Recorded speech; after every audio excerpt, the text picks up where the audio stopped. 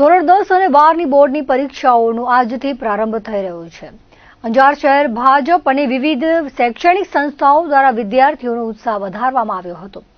બાળકો ભયમુક્ત વાતાવરણમાં પરીક્ષા આપવા પ્રોત્સાહિત કરવા માટે વિશેષ કાર્યક્રમનું આયોજન કરવામાં આવ્યું હતું. આ પ્રસંગે અંજારની વિવિધ શાળાઓમાં મહાનુભાવોની ઉપસ્થિતિમાં વિદ્યાર્થીઓનું સન્માન કરી તેમને શુભેચ્છાઓ પાઠવવામાં આવી હતી. શહેરની KKMS ગર્લ્સ હાઈસ્કૂલ ખાતે પરીક્ષાર્થીઓને ભારતીય સંસ્કૃતિ મુજબ કંકુ તિલક કરીને આવકારવામાં આવ્યા હતા.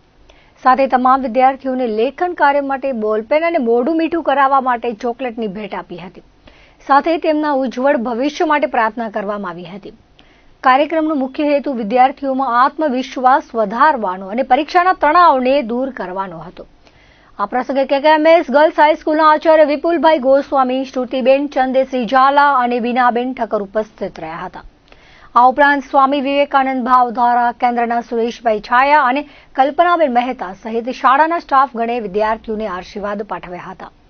અંજાર શહેર ભાજપ દ્વારા આયોજિત કાર્યક્રમમાં જિલ્લા અને નગરપાલિકાના હોદ્દેદારો, સંગઠનના હોદ્દેદારો, નગરસેવકો, શિક્ષણ સમિતિના સભ્યો તેમજ વિવિધ મોરચાના કાર્યકરો બહોળી સંખ્યામાં ઉપસ્થિત રહ્યા હતા અને વિદ્યાર્થીઓને શાંતિપૂર્ણ ચિત્તે પરીક્ષા આપવા પ્રેરણા આપી હતી.